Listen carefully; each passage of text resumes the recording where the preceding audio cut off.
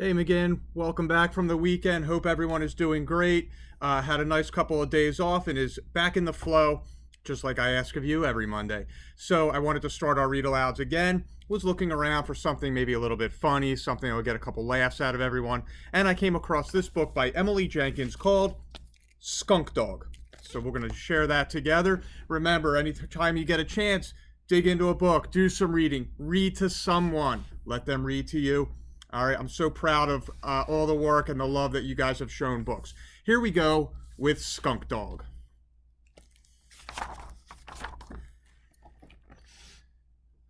Dumpling was a dog of enormous enthusiasm, excellent obedience, and very little nose. She was smart, too. She sat when people told her to sit, stayed when people told her to stay, and rolled over when they told her to roll over. She understood quite a lot of English and a little Spanish. She could even do tricks, but most of the time she preferred to lie down and chew on something made of rawhide. Dumpling cared a lot about frisbees and walks and breakfast and lunch and dinner and dog treats and table scraps. She went into paroxysms of joy over people coming home when they'd been away at work or school all day, or even if they'd only been out for 30 seconds to see whether it was really raining. But unlike most dogs, who can smell a cat or a butcher shop from blocks away, Dumpling couldn't smell a thing. She didn't care about flowers or garbage or any of the other smelly items most dogs enjoy. And the way other dogs went sniffing around one another, you know the way they do, meant nothing to her at all. She didn't understand what they were up to. She couldn't smell anything, so she didn't care. As a result, Dumpling had no dog friends. None. Without a sense of smell, she couldn't relate. She loved her people, of course, and in particular the small boy who gave her table scraps and dog treats and threw the frisbee.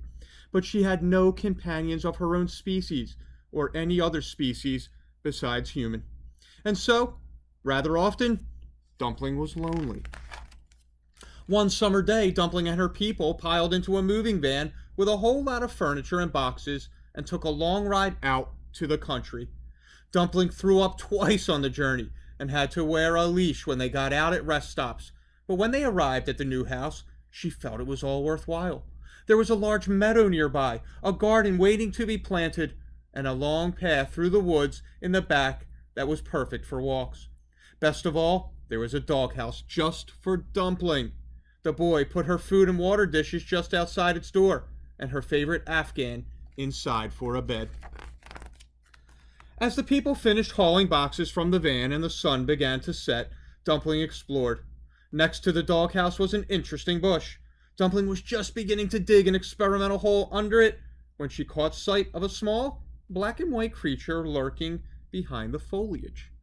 It sprayed her with some oily, wet stuff. Oh my goodness! But Dumpling wagged her tail to show that she was up for some fun. The creature sprayed again, and then disappeared into the woods. Dumpling was disappointed and trotted indoors. "Dumpling!" the people cried as soon as they smelt her. "What have you gotten into?" "I think it's a skunk," said the mother. "Oh, drat, we'll have to wash her right away," sighed father. "I'll find the dog shampoo." "Dumpling, skunks are yucky," explained the boy. "Stay away from skunks." The boy dragged Dumpling into the bathroom, where all three lifted her into the tub and scrubbed her with warm water and lots of suds. "It's not working," said the boy. "She still smells," said the father.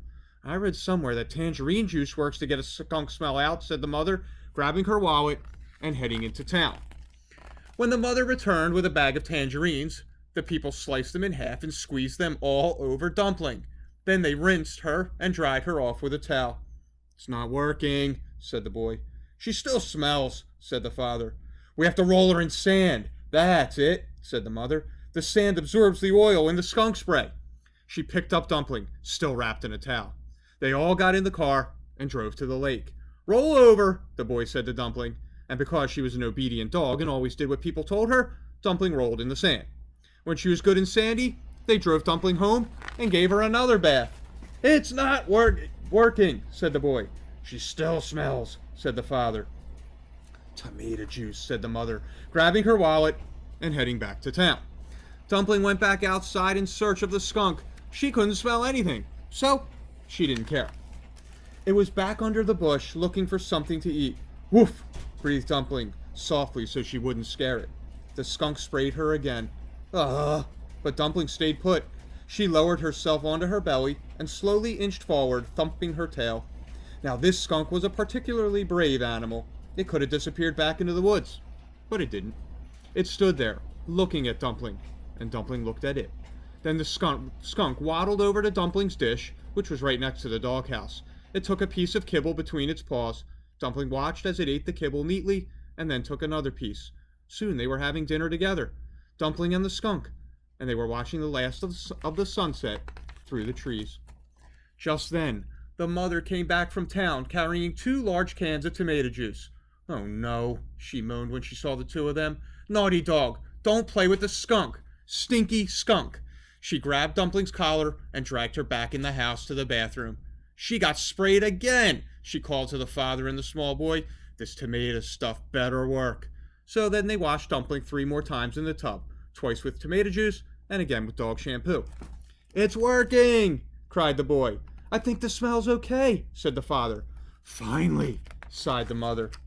As soon as Dumpling was dry, the people let her out again. Now, Dumpling, they said, you can sleep in the doghouse. You can play in the meadow. You can chase the butterflies. But whatever you do, don't play with that yucky, stinky skunk. As I told you before, Dumpling was a very obedient dog. She sat when people told her to sit, stayed when people told her to stay, and rolled over when they told her to roll over. But this time she wasn't going to do as she was told. The skunk was her friend. She had never had a friend, and now that she had one, she wasn't giving it up. Right away, she started to look for that skunk. Looked under a bush. She went a little ways into the woods, looked in the garden that was waiting to be planted, and under the porch. The skunk was nowhere to be found. Maybe it didn't want to be friends after all. Maybe it didn't like when people said, yucky, stinky skunk. Maybe its feelings were hurt. Dumpling searched and searched for the skunk, but the only creature she found were a couple of white butterflies and a field mouse that didn't seem very friendly. When people finished their dinner, the boy came out with some table scraps. Dumpling didn't move. The boy pulled a dog treat out of his pocket. Dumpling didn't move. The boy threw a frisbee, and Dumpling didn't move. All right, the boy finally said, filling her water bottle and giving her more kibble. It'll be nice and warm in the doghouse with your Afghan. See you in the morning. With her head hanging low and feeling lonelier than she ever had when she lived in the city, Dumpling wagged her tail gently and headed in. And there in the doghouse, cuddled up on Dumpling's favorite Afghan, was the skunk. It rolled over to make room for Dumpling. The 2 of them laid there for a while, then spent the rest of the night romping around the meadow, stopping now and then to eat a little kibble. From then on, Dumpling and the skunk were the best of friends. They played chase and roll in the dust and catch the butterfly. They dug things out of the garden and tramped through the woods. When they got tired, they lay in the doghouse together, side by side. And though she sometimes got sprayed, when the skunk was startled or in a cranky mood, Dumpling never minded a bit. She couldn't smell anything, so she didn't care. And the people, they bought a lot of tomato juice and kept the cans in the cupboard beneath the bathroom sink. So I hope you enjoyed that cute little story, made us laugh a little bit, but also this awesome little tale about friendship. So McGinn, have an awesome rest of your night. I'll see you back for our next read aloud tomorrow. Take care.